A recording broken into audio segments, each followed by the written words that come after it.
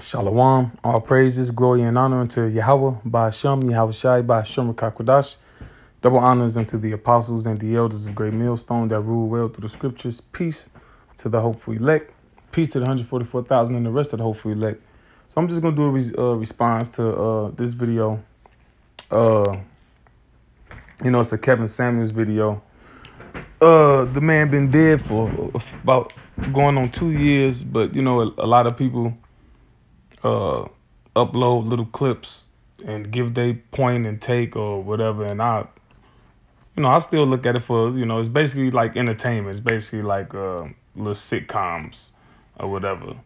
But I did catch something. I don't watch TV or whatever, but I did catch something in this particular video, and Lord willing, it can be edifying to those who elect. So I'm gonna press play and grab a couple scriptures, and Lord willing, just hit the point. Man, how about you? Matter of fact, let me take it off of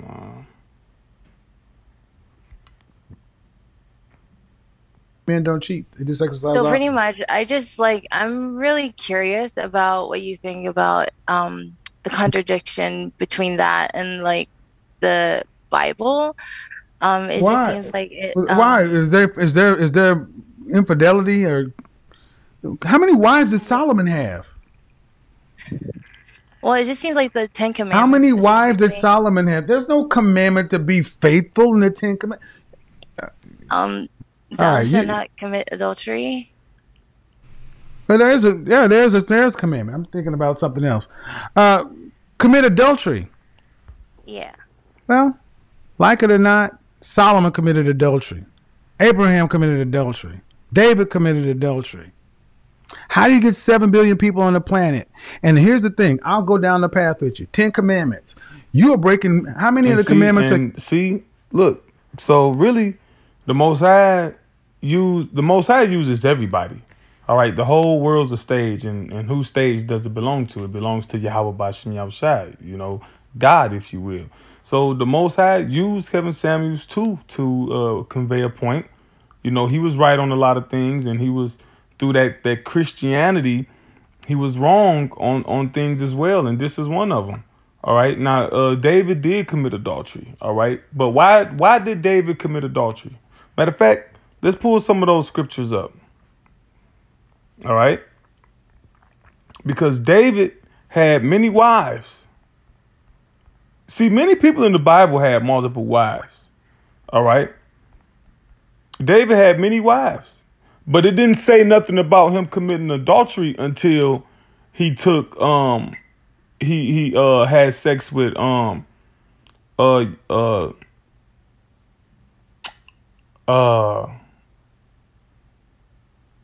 warrior's wife. I want to say it in the Hebrew. All right, Uriah. I believe it's a warrior, but we'll grab that, Lord will. All right, so this is 1 Samuel 25:43. David also took Ahinoam of Jezreel, and they were also both of them his wives. See, that's multiple.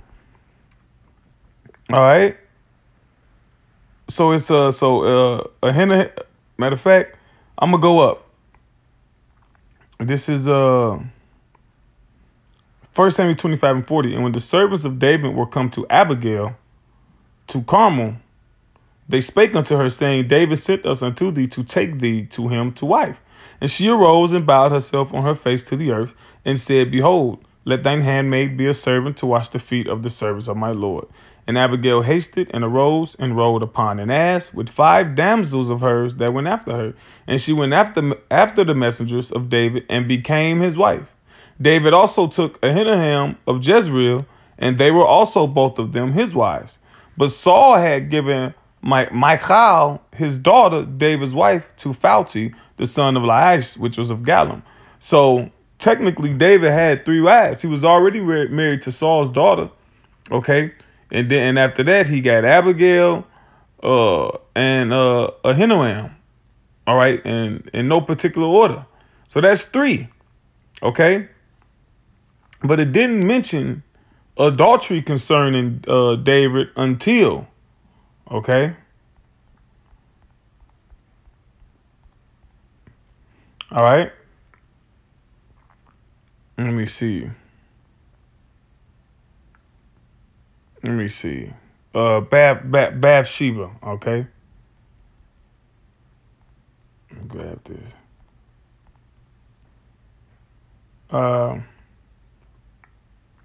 2 Samuel 11:1. I get to the point. 11:3. And David sit and inquired after the woman. And one said, is not this Bathsheba, the daughter of Eliam, the wife of Uriah the Hittite? And David sent messengers and took her, and she came in unto him, and he lay with her, for she was purified from her uncleanness, and she returned unto her house. And the woman conceived and sent and told David and said, I am with child. And David said to Joab, saying, send me Uriah the Hittite. And Joab sent Uriah to David. And when Uriah was come unto him, David demanded of him how Joab did and how the people did and how the war prospered. So when you continue to read on, David had Satan on him. All right. The Lord forgave him, but he was basically trying to get Uriah to go and have sex with his wife, so it could seem as though he would have been the father of the child. David was trying to get out that jam. The woman told him, like, look, I'm pregnant. Her husband gone off the war. So it's like, they like, look, what we gonna do? So David wickedly thinking like, okay, I'm gonna bring your husband back, and I'm gonna have him, I'm gonna have him deal with you. I'm gonna give him a little leave, in war, soldiers get leave, trying to give him leave to go be with his wife. But Uriah, let me get his name in the Hebrew to see how to say it. I believe it's Uriah. Let me see, just to see it. But he being righteous, he like, nah, I'm out there battling. It wouldn't be fair. I got my men out here. So David was pressing upon him to do that. A warrior. Yeah, that's how you say it. A warrior. All right. A war mean light, and at the Yah. All right. At the end, light of the Most High, light of Yahweh. All right. A warrior. So Uriah like, look, he basically didn't do it. Like, I'm out here, my man out here fighting and not get a break. Nah. So David didn't have, he like, what's left to do? Like, he ain't, a warrior's not convinced. So then David wickedly had him inadvertently killed when you read the story. All right. They had where Uriah, they put a warrior in his side on the toughest part of the fight, all right, and had the men draw back some, all right, endangering him to be killed. And when that happened, that's when Nathan the prophet, all right, basically rebuked David about the adultery, all right. Let me see. David, Nathan, Uriah, a warrior. Let me see. This is 2 Samuel 12. 2 Samuel 12 and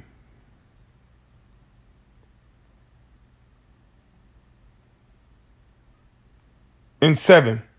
It says, and Nathan said to David, thou art the man. Now, Nathan is a prophet. All right. David, the king and a prophet. But hey, all right. The prophets got on each other. OK. The Lord, the Most High, don't have no respect of persons. Yeah, you the king. But as a man of the Lord, I got to tell you. All right. It says, thus said Yahweh Ba'Shem Yahushai, the power of Israel. All right. I anointed thee king over Israel, and I delivered thee out of the hand of Saul, and I gave thee thy master's house and thy master's wives into thy bosom, and gave thee the house of Israel and of Judah. And if that had been too little, now when it said and thy master's wives, he got Saul was his master, and he got Saul's daughter Michal. Okay, Nabal ended up dying. Okay, Nabal died, and he ended up getting Nabal's wife Abigail after that. And that's when the scripture says what? In Romans 7:1, Okay, call on Yahweh Shem Yahshai is 1044. Romans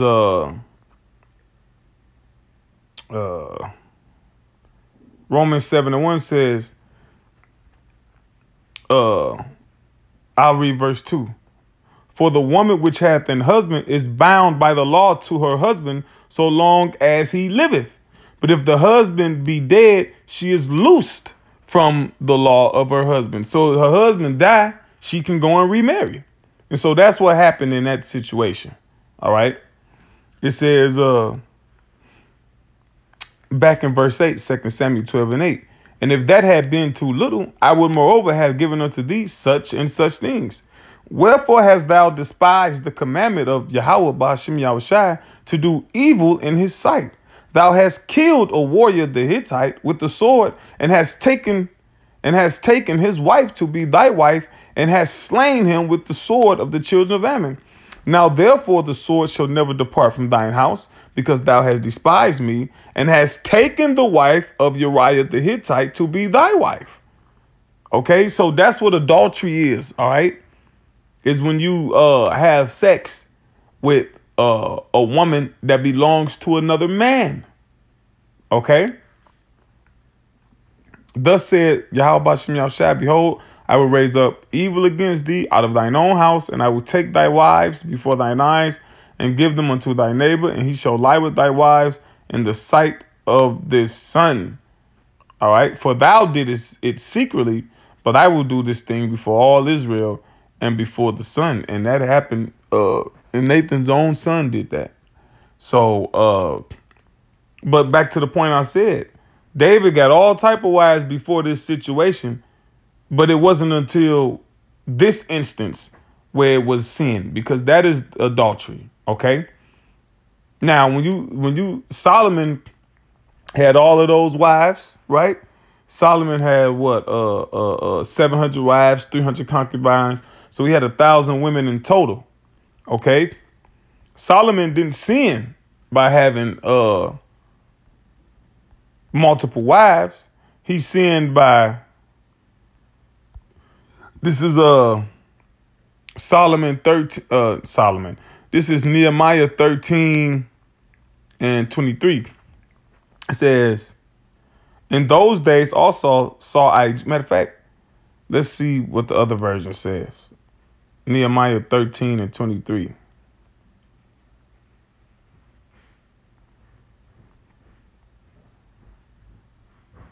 Men like women, man. And the Lord didn't bound us to just have one woman. If that was the case, that's what it'd be. But the Most High didn't bind us to just have one woman. Many righteous men had multiple women, man. Get over it. Christianity just, got people warped. All right.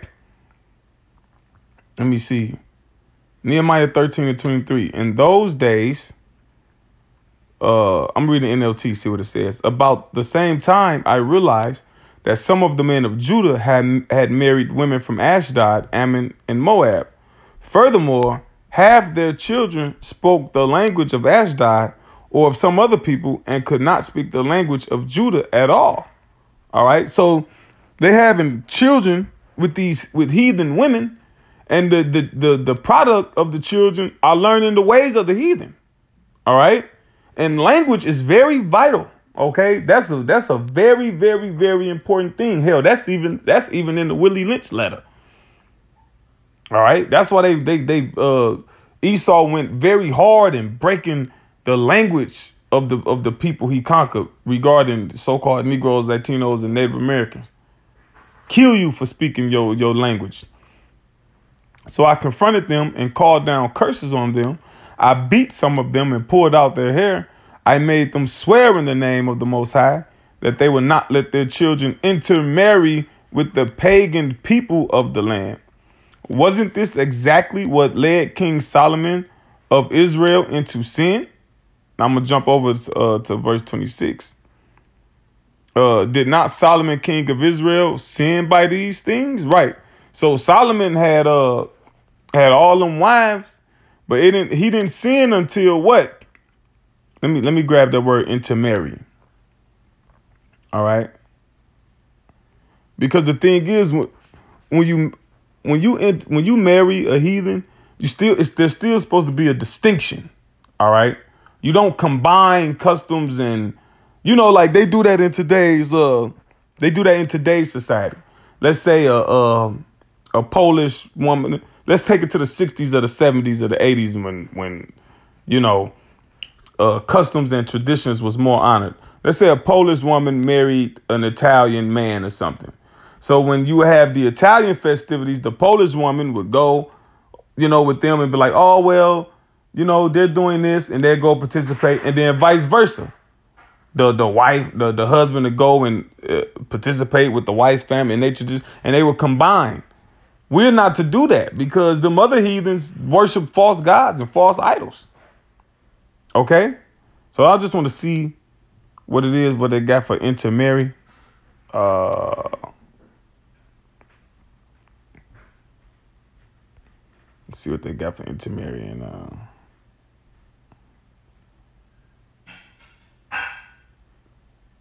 you shall not give your daughters to their sons, nor take their daughters for your sons or for yourselves. Well, they say it in the NLT. They don't say intermarry in the KJV. But I basically made the point already. Now, let me get Solomon's sin. Okay. Let me see. Let me get the other app.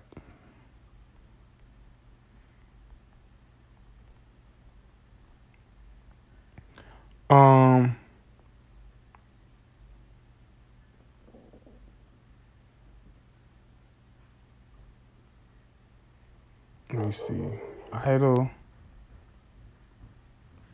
I'm trying to think how it's worded. Groves.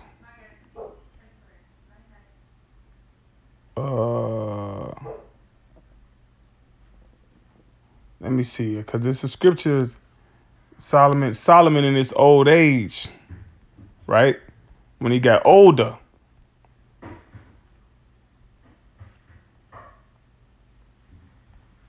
Let me see.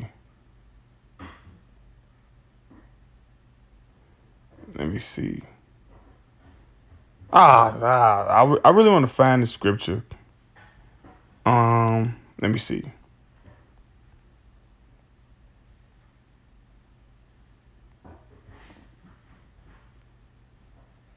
Okay, I found it, I believe. Hold on. Yeah, see? Okay. Boom, there you go. This 1 Kings 11:1. But King Solomon loved many strange women, together with the daughter of Pharaoh. Let me see towards the end of this verse. Okay. Together with the daughter of Pharaoh, women of the Moabites, Ammonites, Edomites, Zidonians, and Hittites, of the nations concerning which Yahweh Bashem Yahushua said unto the children of Israel, ye shall not go into them, neither shall they come in unto you, for surely they will turn away your heart after their gods. Solomon clave unto these in love. So there was women that there were people, actually. There were basically races, nationalities, or ethnicities of people. The Lord told us don't even deal with them people. Like, these people too disgusting. They too wicked. They too abominable. We could deal with the other people. All right. And those people were the inhabitants before of the Holy Land before we got there. All right. So, but it says Solomon clave to them in love. Okay. And he had 700 wives, princesses. All right. And his wives, the princesses, were all Israelite women from the various tribes, and 300 concubines. And his wives turned away his heart. For it came to pass when Solomon was old. Now, see, that's where the sin lied. The sin didn't lie in that he had more than one woman. The sin lied in what? His heart being turned away from the Lord. All right. And those wives those heathens who were attached to other gods, all right, the gods of their nation, turned his heart to their gods. Let's read. For it came to pass when Solomon was old. You get an old man. That's why a lot of women like to get, in today's time, a lot of women like to get older men anyway, because older men get somewhat more passive in their when they get older. All right. So it's like, he more than likely was like, all right, yeah, whatever. Whatever you want, just to, they get passive. He got passive. All right. For it came to pass when Solomon was old, and he say when he was young, it said when he was old, that his wives turned away his heart after other gods. And his heart was not perfect with Yahweh Bashem Yahushai, his power, as was the heart of his. Let me slow down. I'm excited. Okay. Let's start it over. For it came to pass when Solomon was old, that his wives turned away his heart after other gods. And his heart was not perfect with Yahweh Bashem Yahushai, his power, as was the heart of David, his father. Okay? See, David's sin was adultery. All right? He slept with another man's wife. He had many wives.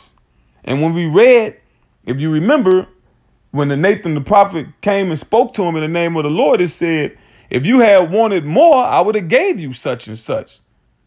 So basically, if you had wanted another fine woman, because Bathsheba was very beautiful. Well, if you had wanted another beautiful woman, the more beautiful women, I would have gave you that. And David already had multiple women at the time anyway. See? Now we segue to Solomon. And Solomon got 1,000 women in total. And his sin wasn't adultery. His sin was his heart being turned away from the Most High at the behest of his wives. And then it goes on and it tells you the various ones, Ashtoreth of the Zidonians, Milcom of the, Now, when Peter, okay, this is Matthew 19. This is what Peter told the Most High.